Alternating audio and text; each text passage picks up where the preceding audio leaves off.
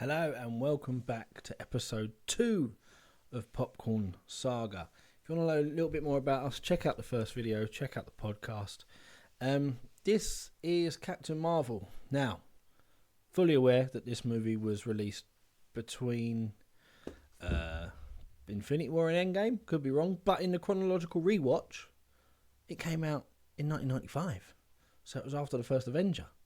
And the idea being, if you watch it this way, Carol Danvers seems like she's away for longer. So when you see her in Endgame, it's mustard. Anyway, enough of that. More analysis in the podcast from me and the other two guys that you'll be able to hear.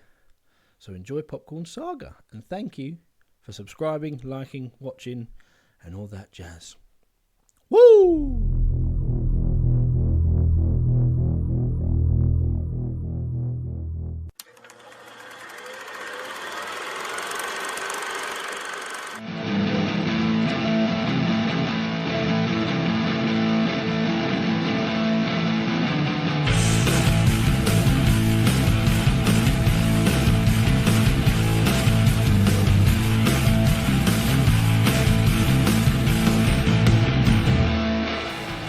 Both ready? Do some vocal exercises. Me. Mother. Mother Flurkin. Right, so welcome everybody to Popcorn Saga, and joining me on this journey into the 90s is the push pop queen herself, Tiffany Scott. How you doing, Tiff?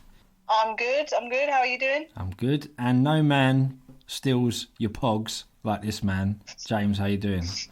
Yeah, not bad. Good. Pog thief. Anyway, I love the 90s. So, Captain Marvel. So when you first watched it, how did you feel when it first came out of the cinema, not the viewing we're doing now? It was just kind of like a speed bump towards Endgame for me. Well, yeah, so... It was, yeah, just obviously you had to go and watch it because it all tied in. Was the main reason for watching it for me anyway. But now, we've done all that, we've watched them all first times, and now we're watching it second out of 22 movies because it happens in the 90s, and I bloody love the 90s. So we start off with the Thank You Stan montage, which makes everybody go because of course sadly Stanley died, what was it, a few months before this film came out, late 2018? A couple of months, I think, if I remember rightly. Yeah, it wasn't long. No, really, it was quite fresh on it actually, if I remember rightly. Let me check. It was a nice touch, I thought. I remember being in the cinema and thinking that was pretty cool. Yeah, that's because it was the first time you'd seen him after he passed. It was his first theatrical cameo. It kind of tugs at your heartstrings as well a little. It does. He brought so much to it, didn't he? In such a, it was really nice. Yeah, nice little moment. And then it says thank you, Stan. Right. So then we start off the Kree capital planet of Hala, and it's 1995. Give me 90s. Viz, or is it Vers? It's Vers, isn't it? But they call her Viz, but it's Vers. It's definitely Vers. It's Vers in England language. Yeah. Sorry. Dan Vers. In British language. England language. In natural Terran. Yeah. What do you speak? England language? Anyway. You can tell from the start, can't you? Vers suffers from amnesia and recurring nightmares involving an older woman. Ooh. Yon-Rogg, a.k.a. Jude Law, handsome boy. Her mentor and commander trains her to control her abilities, while the supreme intelligence, the artificial intelligence that rules the Kree, urges her to keep her emotions in check. So, anything that you gathered from these opening scenes when we first meet Carol or Vers? It's very hard to you're just all of a sudden you're just in this kind of story thing that's going on. It's very, as an audience, it's very much you've got what's going on here? It kind of takes you back a second. Because it's no slow build or anything. It's all of a sudden she's on this alien planet. She has these powers. She's doing all this stuff, and it just felt a bit early on, really. Yeah, straight in the deep end. It feels like you're just like sort of just dumped into this sort of like alien planet, and you don't know what's going on, and you're following. Like the woman you're following, she doesn't know what's going on either, and doesn't even remember who she is. So it's a bit like, what? So maybe that's what they wanted the journey you to go on is the same as her. But yep. I quite like early on. Obviously, she's having a fight with Jude Law. You can already see that he's sort of got some sort of hold on her, like some sort of mental control, which will be a big thread through this movie. And the Supreme Intelligence, I just found it supremely cheesy, to be honest.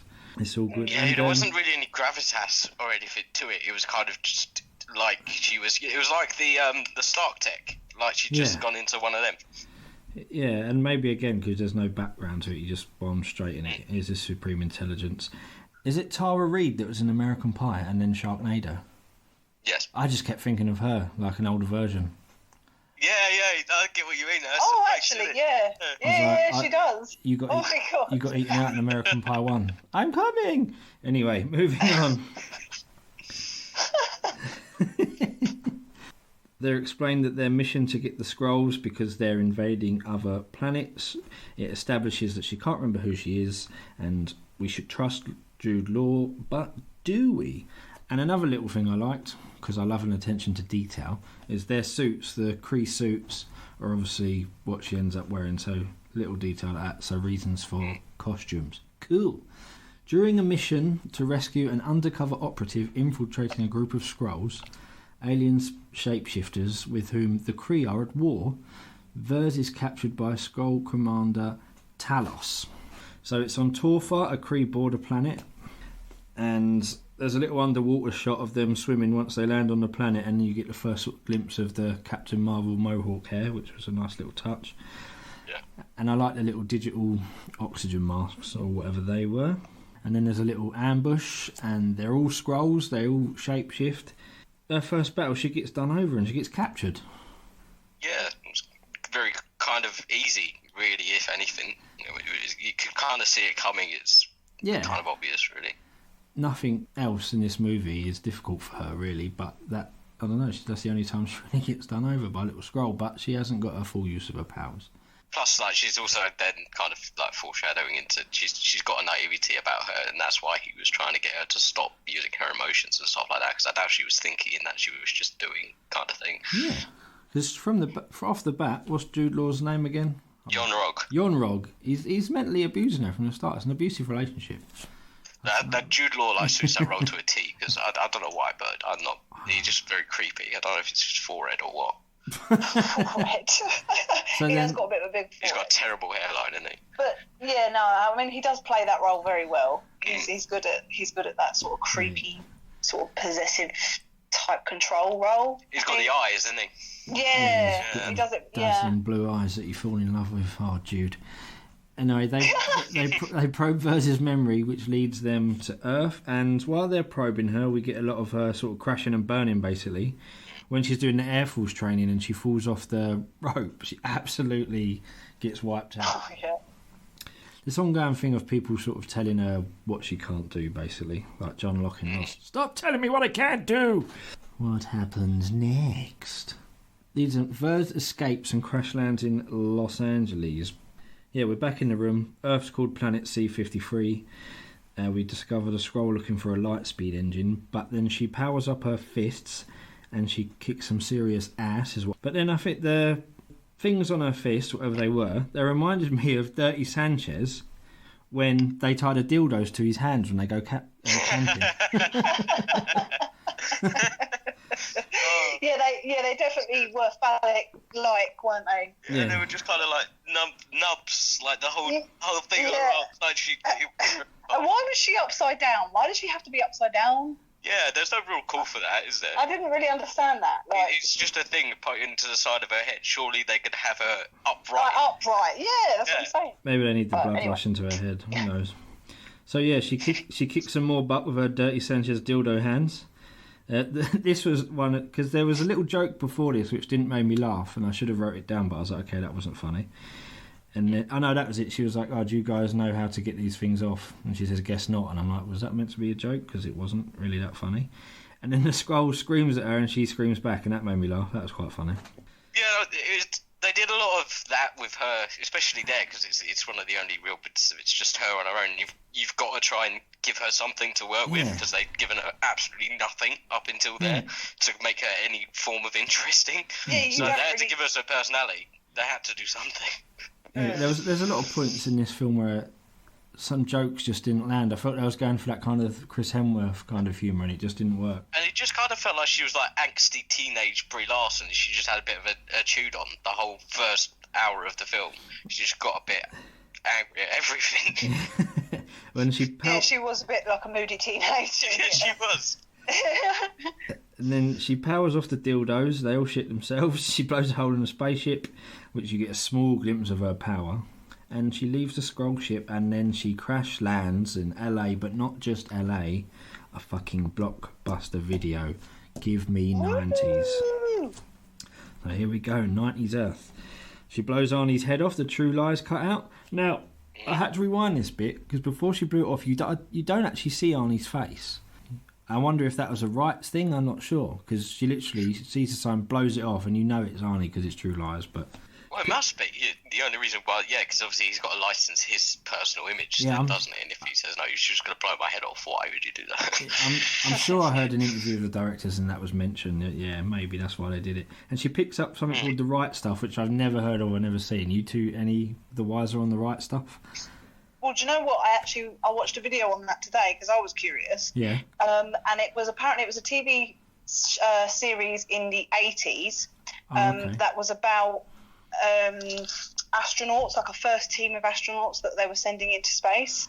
And they were all like fighter pilots. So it's supposed to be sort of like that's a very detailed little thing, and they just completely glossed over it completely. There was obviously a reason why that was there. Well, I suppose if you were around at that time and you've seen that show, then you get it. But for me, I had to look it up. That's a great bit of research, because that's obviously a niche reference, or maybe it's not, or maybe me and you are just dumb, James. Who knows? No, she's right. She's coming from my mantle, the knowledge. And then the guy in is this security or police? And he's like Rent-A-Cop. Yeah, Rent-A-Cop, and we hear my first 90s tune that I liked, and it's What a Man, What a Man, What a Man, What a Man. And then she goes into the Radio Shack because she asks him about communications equipment, because and then she goes to the payphone, and sitting on the payphone there's a Game Boy on a payphone. Give me 90s. I didn't notice the Game Boy. Oh my god! Yeah, no. So after she goes into Radio Shack, and then it goes back to the beach where the Skrulls morph into the surf dudes, and they both want to be the girl. Then it comes back to Carol, and she's on a payphone with a Game Boy on it. Give me 90s. I mean, it's just piling up things, but I loved it. And then Jude. Yeah, the 90s nostalgia is definitely there for sure. Yeah, which I sort of missed the first time round. Again, I think because Endgame was looming about 3 or 4 weeks later. So, but and Jude Law, Jan Rog is confirmed. Jan Rog, Jan Log, I don't know, is concerned that she's on Earth, and then I just wrote mental abuser. It's confirmed it to me, because the way I watched it, because we did the first episode, and obviously at the end we do MVPs and all that, I sort of treated every character like they were in a race. And up until this point, I quite liked Jude Law, but then I was like, no, I can't be dealing with mental abusers. Sorry, his horse has fallen. Right, S.H.I.E.L.D. arrive. Phil Coulson and Nick Fury with 2 eyes and incredible CGI to make him look young. That is so well done. And they got a report that she was dressed for laser tag, another 90s reference, which is cool. The Skrull turns up. She photon blasts him, and Sam Jackson obviously starts to believe. And then another little thing I noticed, what I didn't notice before, it was in all the trailers, the fight with the old lady. She bumps into the actual old lady, doesn't she? Yes, that's what I wrote down. Yes, because then straight away I was like, oh, that's why, because that always confused me. I was like, how does she tell it's her? But it's because... Oh my god, me too, yeah. So that cleared that little detail up for me. Sees the old lady first, that's why she bashes her, and then we get this little Stan Lee smile, which was nice. And then the only thing it's a really good fight, right? They're kicking each other's ass. But then people are still trying to pull her off, even though the old dear can do 619s on the handlebars of a train. I know, it was very suspect, and all they're doing is they're grabbing this, Captain Marvel, and holding her back. But I'd be very wary of a 60, 70-year-old who could spin around a pole like that. Who could kick your ass, for sure. She was literally Rey Mysterio. She took a direct hit from her as well, straight off the bat, and everyone was like, whoa. Yeah, and they still do it. So, I was like, really? Like, you're still trying to help her? And also, I feel bad for not knowing this guy's name, but when the scroll changes into the other guy, the guy he changes into looks like the dad from Junior. Have you two seen Junior? No, I haven't. Oh, he's a very famous actor, and he used to do Nickelodeon and stuff, and he died within the last decade, but yeah, he just looked like him. But again, just the way he was dressed and the way he looked, it just felt, I don't know if that was on purpose, but even that made me feel 90s. And then Coulson is a scroll because the real one was left at Blockbuster. And then also, I didn't know, this is what it says in the plot. It says, the scroll attack, the chase ensues, and she recovers a crystal containing her extracted memories. Did she get that off the old lady?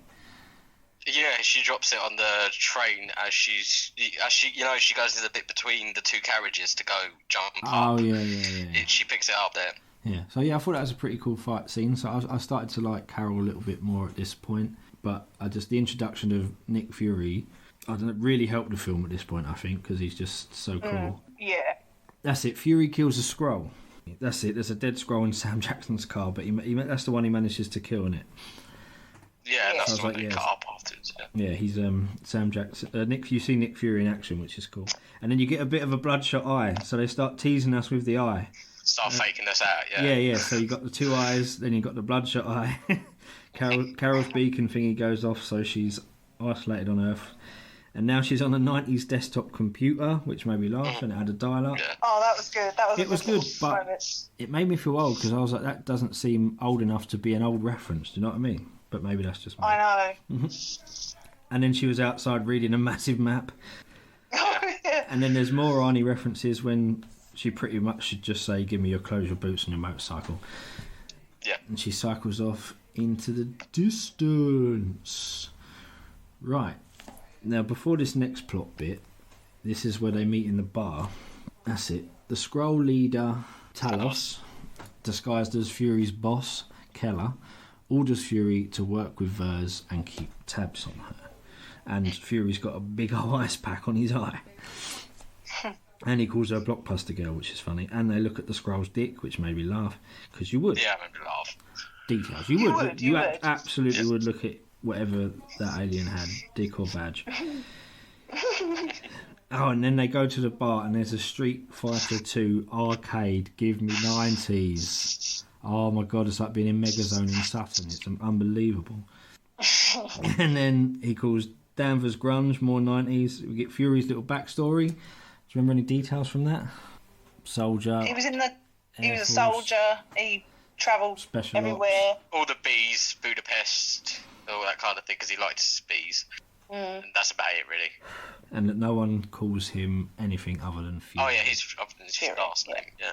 Everyone calls him Fury, even his mum. And his children will call him Fury as well. And then they drive off to Don't Go Chasing Waterfalls, and for some reason I writ Photon Blast, but I guess that was just to establish what her powers are actually called. Using her extracted memories, Vers and Fury go to Project Pegasus installation, which is Area 51, let's be honest.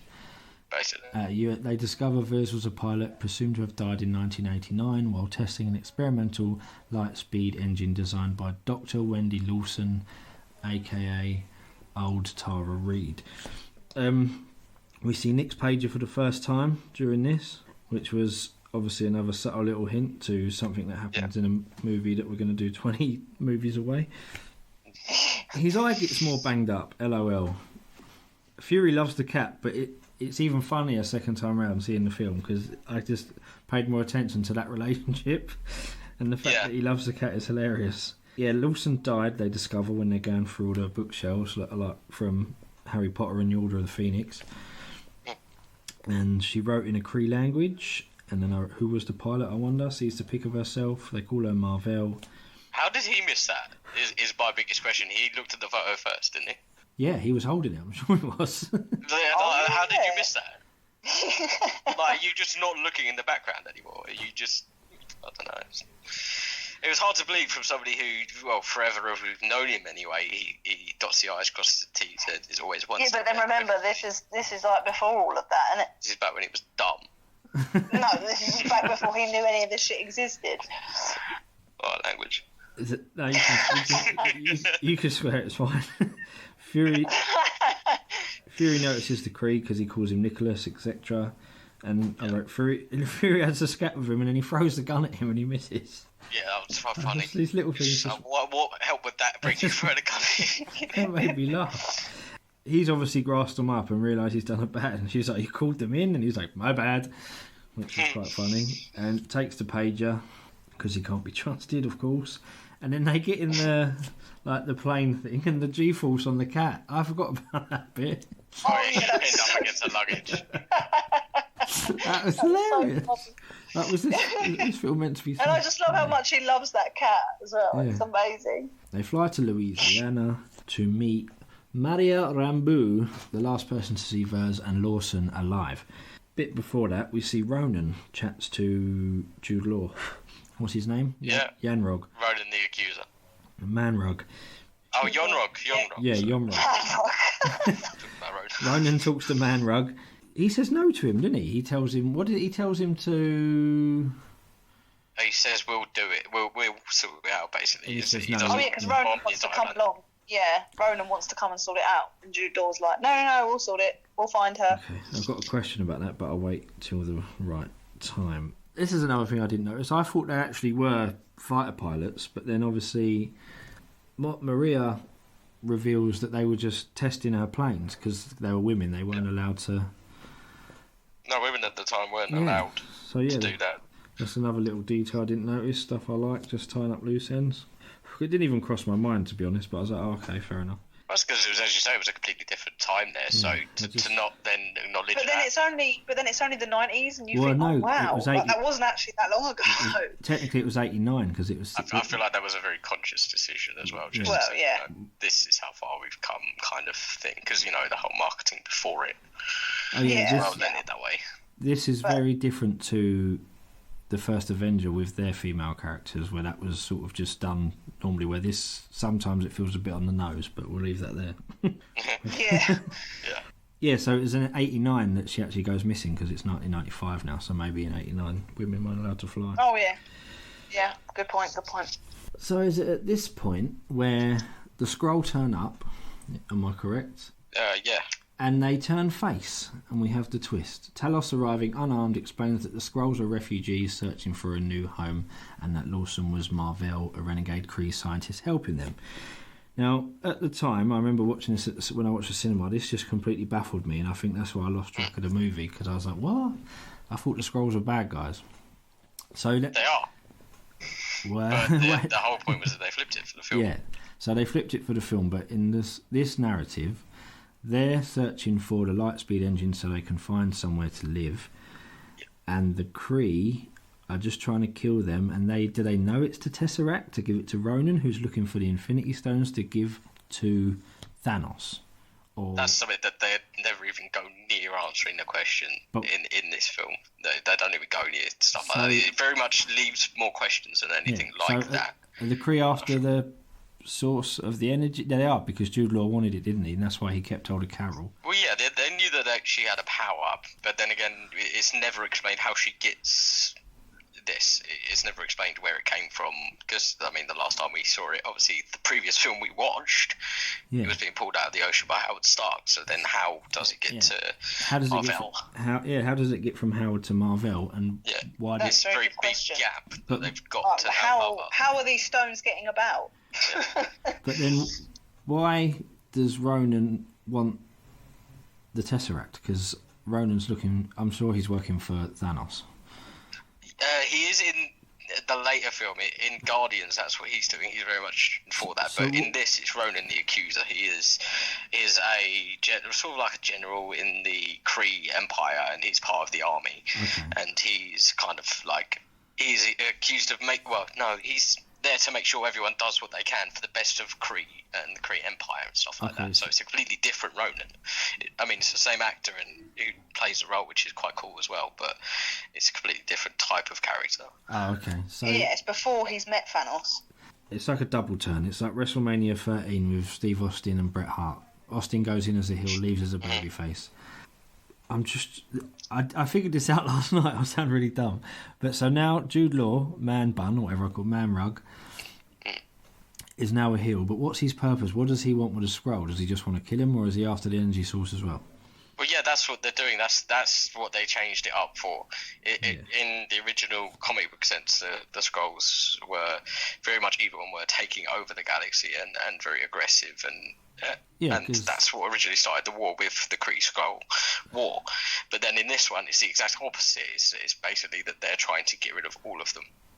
So it's them and the Star Force that are leading it. I think that's the way it comes about towards the end, and the fact that they're trying to destroy all of them. The Kree just want to kill the Skrulls. Yeah, and it's never explained fully why. Because I mean, in the comic books, there's a reason for it. It's that they tried to take over the planet and try to get involved in the colonization of it and stuff like that. And there's a genuine reason for that war being there for so long and going on for thousands of years, really. Whereas in this, it's just a war for the sake of a war. There's no explanation to it. So it's a plot hole. Yeah, basically, it feels like a plot point, and they do gloss over it very easily. This sort of little heel turn, whatever, this surprise, it just seems too confusing, more confusing than it's worth. But basically, the Skrulls were looking for Carol, and they realised who they were and realised they don't have to fight her because they can. Yeah, okay, cool. Let's get away from Skrulls. Australian Skrull, who's quite funny. He is funny. I really liked him. He was funny. And he was scared of the cat. That's the first time he says, that's not a cat, that's a flurkin. Ben Mendelsohn's so funny in this. He, like him as an actor, he's very funny as well. He's done other films. He was in Ready Player One as well. He was very good in that. And then they've got the recording of obviously Carol before the crash. And they're all staring at the computer and like, she's like, what's happening? Waiting for it to load. It's loading. Oh, yeah. Give me But nightmares. I love the little moment because then like the Skrull and Carol both look at each other and they're like, well, what is happening? Like, they don't realise that because obviously their technology is just so wrong. Give me so 90s. funny. It's loading. Doo-doo-doo. It's loading. Doo-doo-doo. Yeah. So 6 years ago, she is testing planes for Wendy. Let's call her Wendy. Tara Reid. What are they trying to do? Get the power source up to the Skrulls or get it off the planet?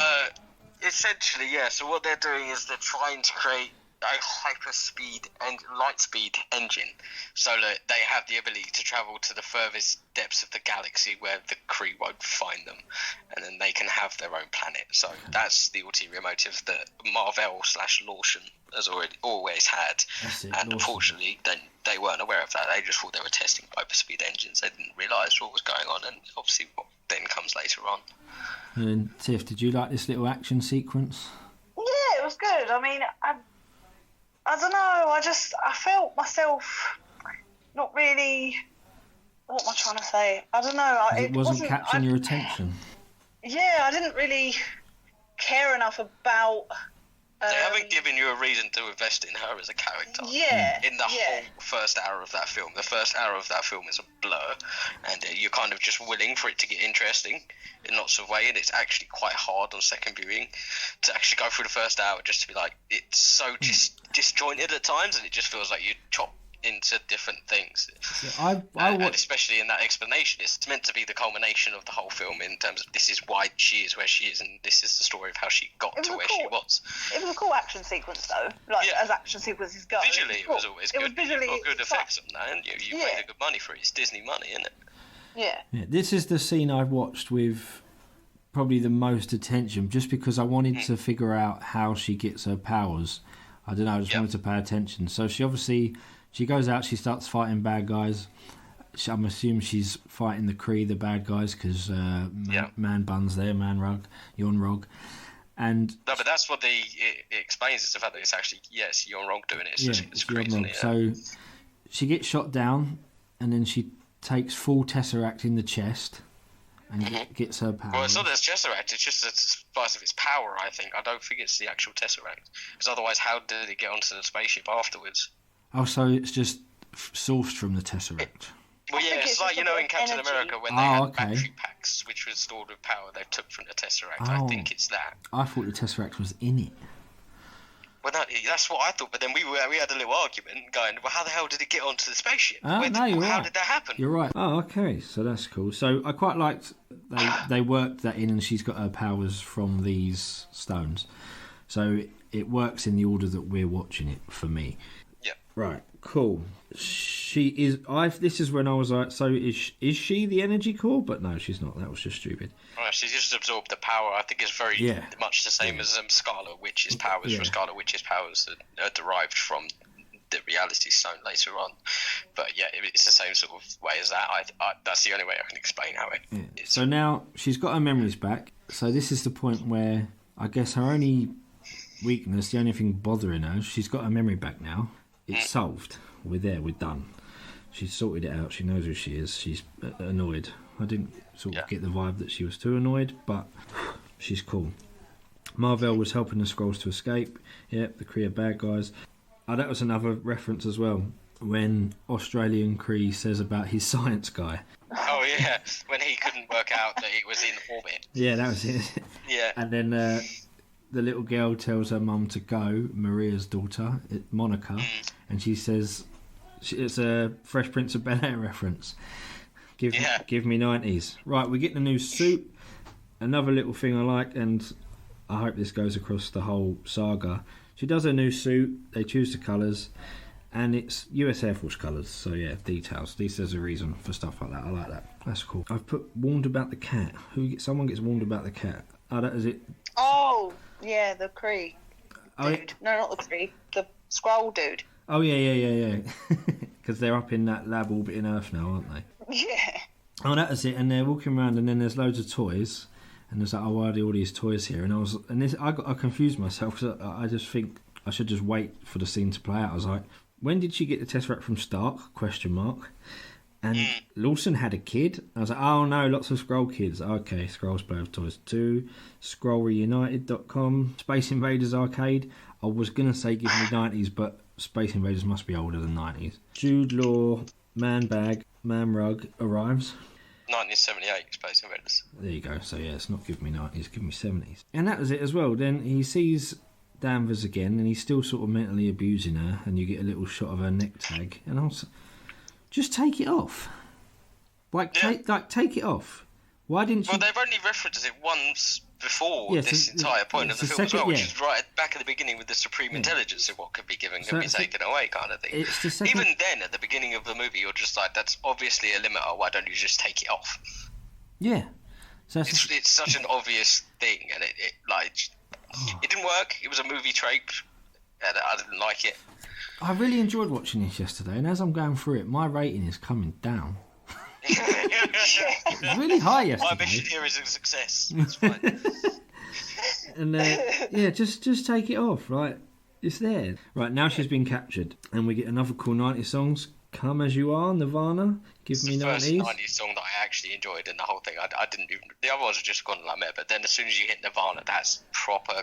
It's the whole feel that they're going for is grunge, with the flannel and with all that thing. That felt like it was finally kind of coming together, at least with the soundtrack anyway.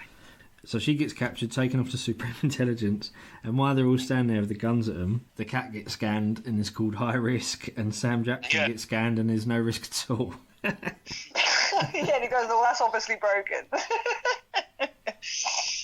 And the Tesseract is in a Fonz lunchbox. Didn't she hold it with her hand as well? Yeah, but she's powerful, so that makes no difference. Yeah, because her power came from... That's a nice little from... moment, because obviously no one can touch a stone. And except for those that are extremely powerful. So that's another just insight into just how powerful she is. Oh yeah, but they very much envision that from the very start of the film. It's very in your face the entire time of how powerful she is. Which is why it's even worse with the limiter. It's just so annoying.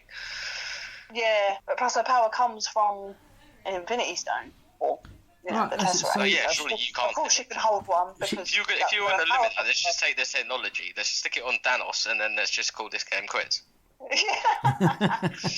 Captured. She's in the Supreme Intelligence with Tara Reid lady, and it's a bit trippy. I wrote it's a bit trippy, but it gave me feels. She escapes and she uses her power. She grabs the Fonz lunchbox. Cat eats the Tesseract. That was funny. Yeah, that was really good. Mother Clerkin. Yeah, it's the first time you've proper seen him be a Flarkin. And yeah, whatever the hell that is, by the way. I don't know. I can Google it, but I don't really know. No, I don't. I'm Just a Girl plays. Great song. That was good as well. Yeah, that was that at least towards this end bit, it started working. Because what I was doing for this movie as well, on a more positive note, every scene where I recognised the 90s songs, I was trying to think what I would replace it with. And so far, even Chasing Waterfalls worked for me, and I'm Just a Girl worked, give me 90s. And then the Nerf gun give me 90s. Oh yeah, great little product placement there. I completely forgot still about around, making money. And I've wrote, why is she not using her powers, question mark. I mean, we've glazed over Talos' family. Yeah, I feel like we've missed out. Okay, really we'll go back. Moment to the story. Okay, we'll go back. So they get to the floating space in orbiting Earth. We get and then obviously Talos' that's family when and you the see it all Tesseract. coming to fruition, didn't you? You see the story coming together. Because you see all the toys and all that, and then you see that Talos has a family, and then there's loads of other Taloses. It's the everywhere. only bit that gives you a little bit of feels. It's the first bit in the whole film that just makes you think, okay, I get this now. Everything you've been told, i.e. that they're evil and they're horrible. I didn't give a shit. Now we're just going to ignore everything about that, and this is what they are. It was very much the moment of the cut and dry of the comics. And it made you made me really care. It got me a bit more invested. I ain't gonna lie. Yeah, they got a win now. Come on. Yeah, exactly. And plus Talos pulls you in. He's such a good actor. Yeah, Talos was good. Straight away. But it didn't give me the feels. Like I got it. I was like, okay, I understand they're refugees. Not even when they were It's a putting bit their alien sad. heads together. Nah. I think by this, I was so focused on Carol. I think on Captain Marvel, I just was. Yeah, I don't know why. But yeah, no, I get it. It just didn't give me feels. To be honest, what gave me feels is what happened next. Is when she falls out or she's falling to earth and she stops. She doesn't hit the floor and the eyes start glowing. Yeah. And I was like, okay, here we go.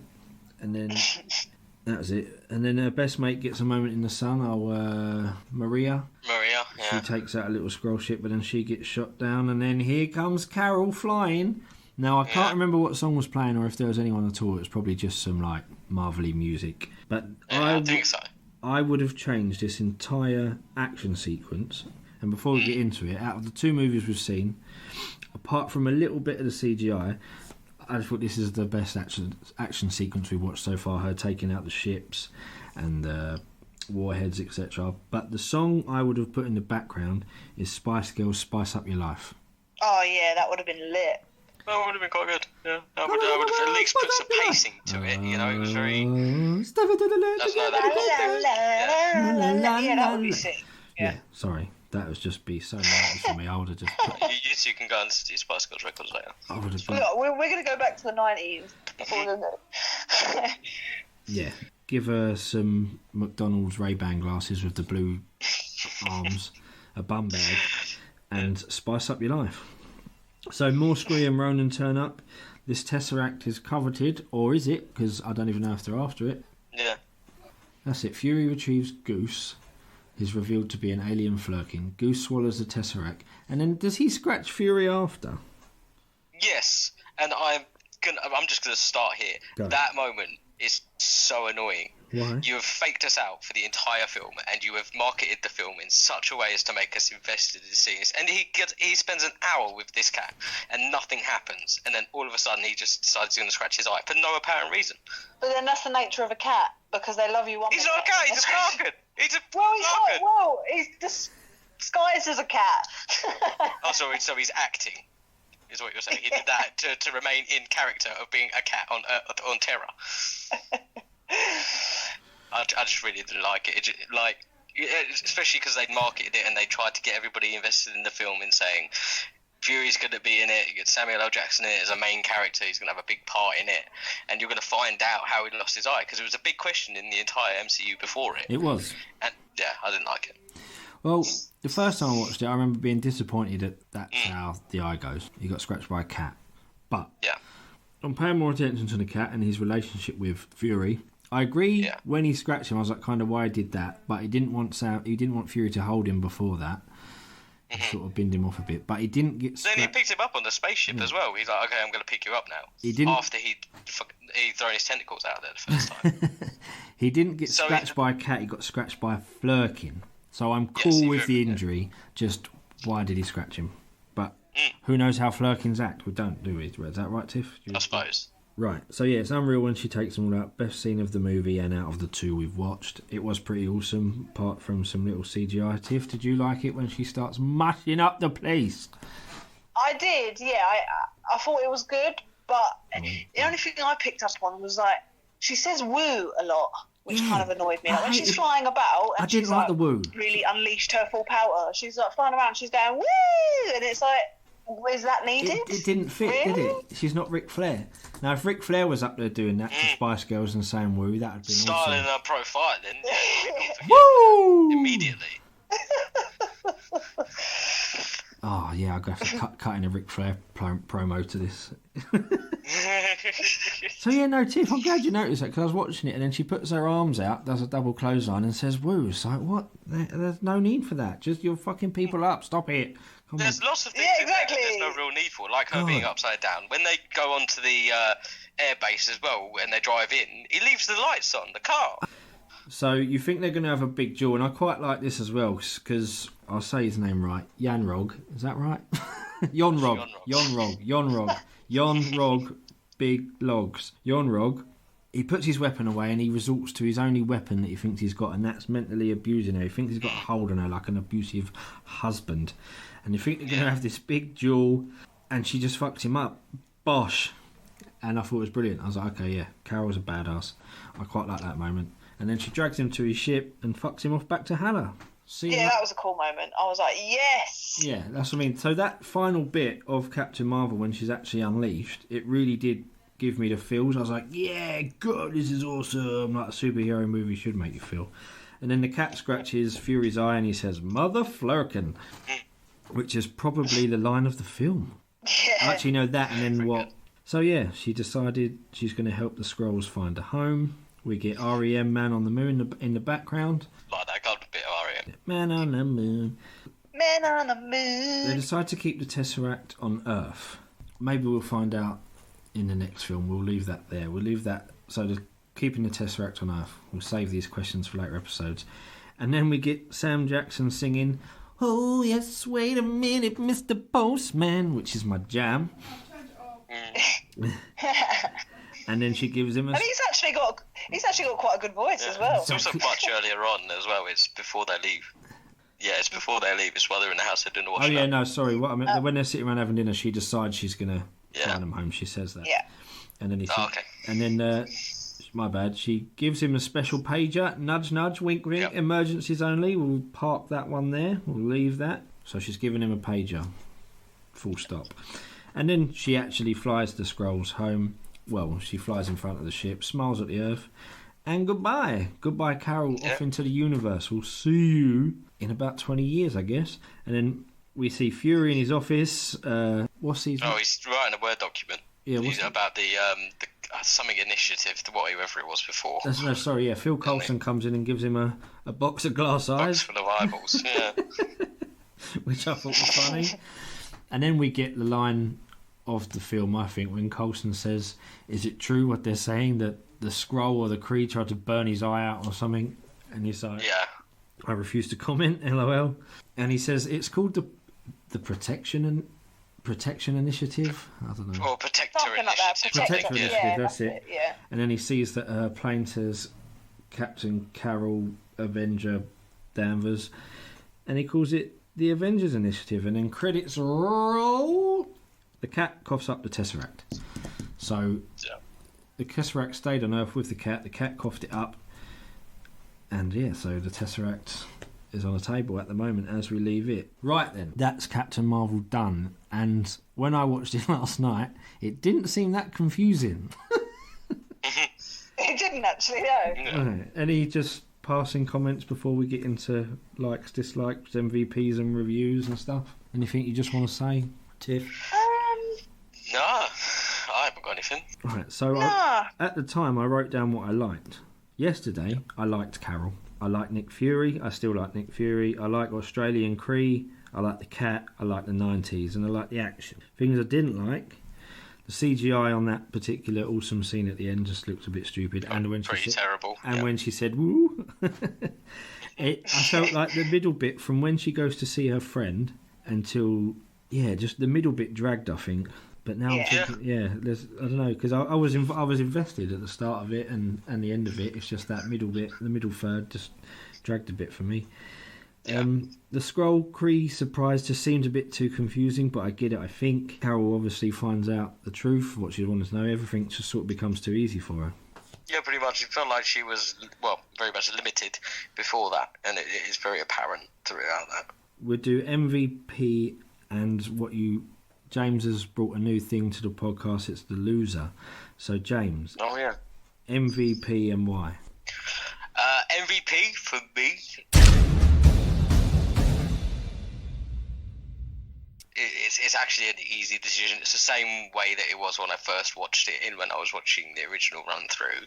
It's Ben Mendelsohn. I think he's brilliant. He plays Talos. It's very different from the source material. Talos it can't shapeshift in the comic books and stuff like that. And the way it was reimagined and his personality and the way that he acts, I think suits that character very well. And I liked the family moment. As I say, it was the only bit that I actually kind of got invested within the film for it, because for earlier portions of the film I was very much not invested in it. And that was the moment that kind of brought me back into the story and made me a bit more excited to watch the end of it. So it's still Ben Mendelsohn for me, and I think it's very much deserved. So Talos, because Talos, yes. Talos MVP. And loser. Loser, who got a really bad deal in this film?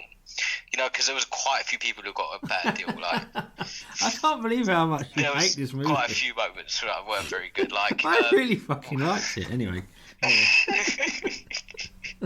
So, I can't. Who's the biggest one? Oh, that the lady Star Force lady. I can't remember her name. The brunette one. Oh, the one who's with Jude Law all the time. Yeah, the one who's with him. Yeah. She while she's a good kind of person to have in it, she just kind of felt like the typical female protagonist kind of thing. She needs to have an enemy. Yeah, I think she was such a loser. I can't even remember her name. Yeah, exactly. Yeah. She's a very insignificant character. Yeah, she's just not needed, and it doesn't really. Yeah. I know who you mean. I'm pumping. Yeah, I'm gonna look it up. Look it up so we can. Because it's actually gonna annoy me now. Where are we? Yeah, Marvel, and the actress's name is Gemma Chan, who does Dr. Minerva. Minerva. Yeah. Minerva. So Minerva's your loser, and Talos is your MVP. Right. So rating out of 10 popcorns, and I don't know, just a little review of the movie. Sure. So for me, I mean, as I say, when I originally watched it, it was very much I have to watch it to get to Endgame. So originally going into it, I wasn't expecting much either. The first viewing, Ben Mendelsohn was very good. The story kind of made sense. But even then, when I left the movie the first time, I was like, what is going on with the Tesseract? It's the first thing I brought up with me, Tiff, and our best friends we went to watch it with. When we were walking out, we were just talking about the Tesseract and how it got into her possession. And I think that's the worst thing about this film, is the fact that it makes you ask so many questions about how things have ended up the way they are, and they haven't tied enough ends. And Marvel before that is very good at that throughout its entire film, is they have callbacks. If they leave things open, they dot back to them at various times. It may be reflected better in a sequel, and it may tie up a lot of loose ends that have been asked.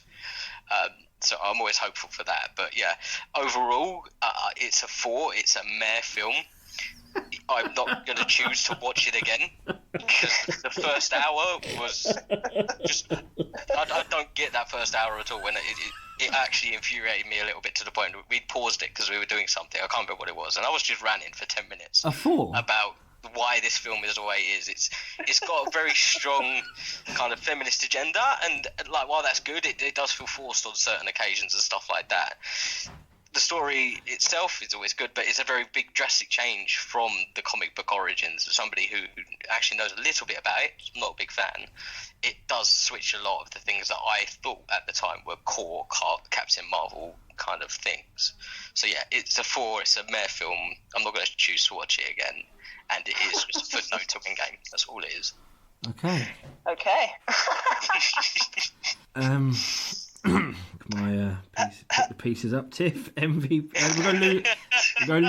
We go loser first. Fucking hell. Tiff, right, okay. Loser. Yeah. Loser. My loser first. Oh, loser. I forgot I added this in. Loser. I actually don't think any of them were losers, really. I don't hate anyone. Okay, you don't have to have one.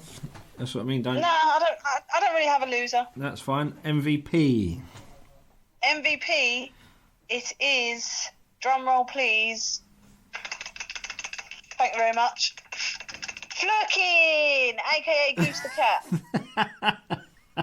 He is my MVP because He was my MVP the first time as well. He just He's comes so in. cute. He's cute and he's deadly. Yeah. And he just swallows the fucking Tesseract whole. I mean, he's just great, and I love the relationship with Fury. I love that Fury's just like a softie around him, and yeah, it's very funny.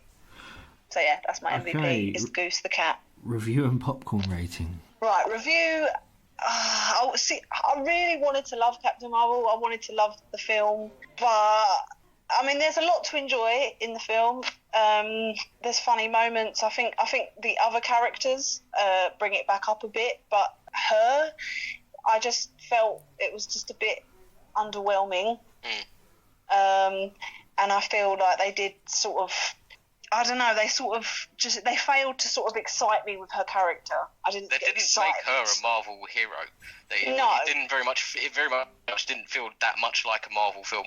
It felt extremely different. It's not bad, but it's different. It's not bad. I mean, definitely after the first half an hour, it does get better. I would give it a 6. I'd give it worth a watch. 6 popcorns. Okay. Right.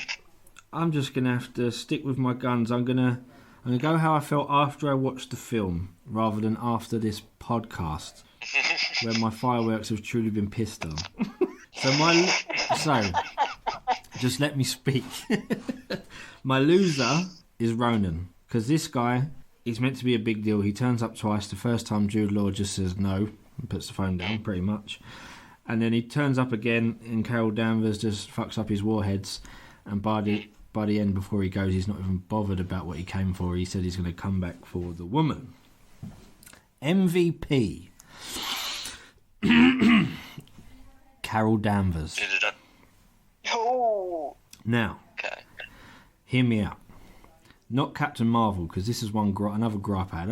I had a lot of gripes with this film, considering I liked it. Apart from the little song at the end, the Marvels, and him saying Marvel sounds better, she is Carol Danvers. It is a Carol Danvers story. She's not Captain Marvel like Steve Rogers becomes Captain America. She doesn't earn the title of Captain at any point. The film should be called Carol Danvers featuring Nick Fury. Now, when I said earlier on in the podcast that I was sort of watching it, trying to pick my MVP, which I probably shouldn't do, and Nick Fury was leading the way for a long time, and then he sort of just drifts out of the movie a bit and becomes a cat sitter. But it's a Carol Danvers story, like it or not. She goes on the biggest journey, and she has an awesome scene at the end, and I don't know, it's just the whole film made me focus on her story, so she's my MVP. I'm sorry, guys. Right, the review I wrote, I thought it was fun, action-packed, light-hearted, which sort of works for and against it sometimes, because you never seem, I don't know, I never felt threatened for these characters. I was never truly that invested. Carol Captain Marvel Danvers is cool and heroic enough. The way Jude Law's character has a mental and emotional hold over her by lying about her past is her only big weakness, and that sort of emotional abuse works well and feels different for a villain in this kind of movie. But once she discovers the truth, I felt it was all too easy for Captain Marvel to prevail, but prevail she did in an epic and cool way. Very good fun film, really enjoyed it despite a lot of nitpick. Popcorns. Now, I am going to bring my rating down, because originally I gave it more than I gave Captain America the First Avenger. But that's for me. But reviewing, I think the podcast does have to come into consideration, because after we did Captain America, I felt exactly the same way. And I suppose this is the idea of having 3 people. It makes you see other things. So I'm bringing it down to a 7. Because I did enjoy it. I've literally put this film down and thought, wow, that was so much better second time round. It's not perfect. But I think for me, though, as a bit of a 90s sort of rent boy, the little 90s references, just, I know it popped me quite a lot, and the little jokes laughed at. I like the action scene, so I'm going to drop it down to a 7, because Captain America: The First Avenger is objectively a better film. I wanted to judge each film on its own merit, but you can't help but compare. So yeah. No, when you go into Saga, you've got to include them all in it, especially, as you say, because they're so close to each other. And it's the same story. It's a saga. So yeah, it's a 7 popcorns. Disappointingly, because I was excited to give it an 8, but you guys have shed some light. But sorry to have ruined that. Well, no, I didn't. That's what I mean. I wanted. Not in any way. I stuck to my guns as much as I could. I stand by it. I enjoyed it very much. Yeah. I stick with Carol as my MVP. I don't think she was as bad as you guys think. I think she wasn't given enough. It's not just me who's just dogging on this film. As you say, as Carol Danvers, yes, but like you say, she's not Captain Marvel. No. It's a Carol Danvers. Vers is the most annoying character in the entire Marvel Cinematic Universe. Vers.